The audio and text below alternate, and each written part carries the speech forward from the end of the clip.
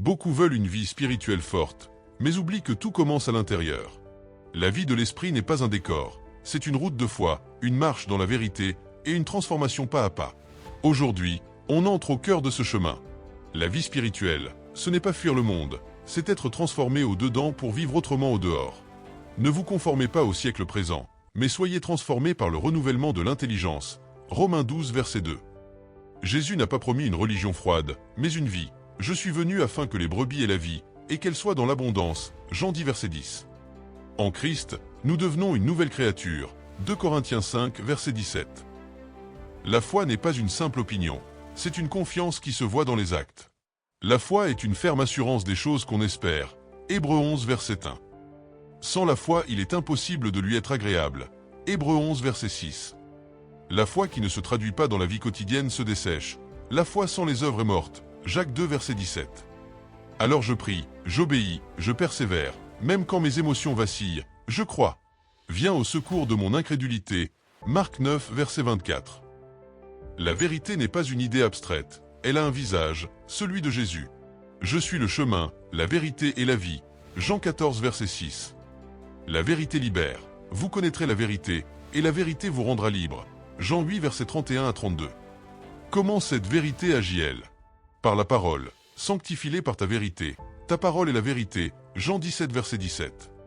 La parole éclaire nos pas. Psaume 119, verset 105. Et taille ce qui en nous n'est pas de Dieu.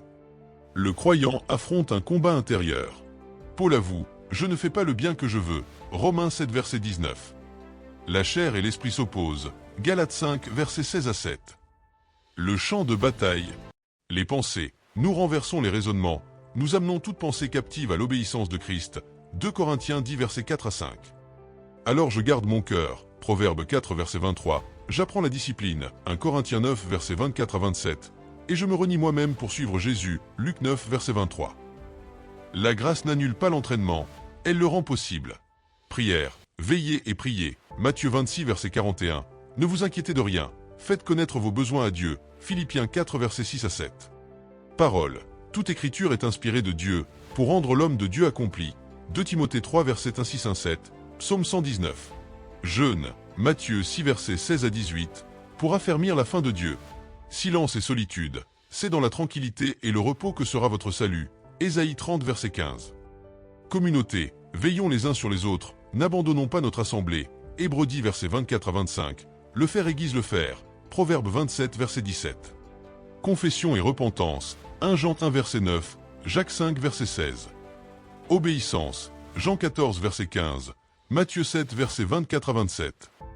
Amour. 1 Corinthiens 13. Jean 13, verset 35. Les épreuves ne détruisent pas la foi, elles la affinent.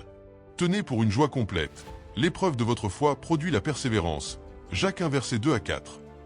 Éprouvé par le feu. 1 Pierre 1, verset 6 à 7. Nous apprenons que ma grâce te suffit.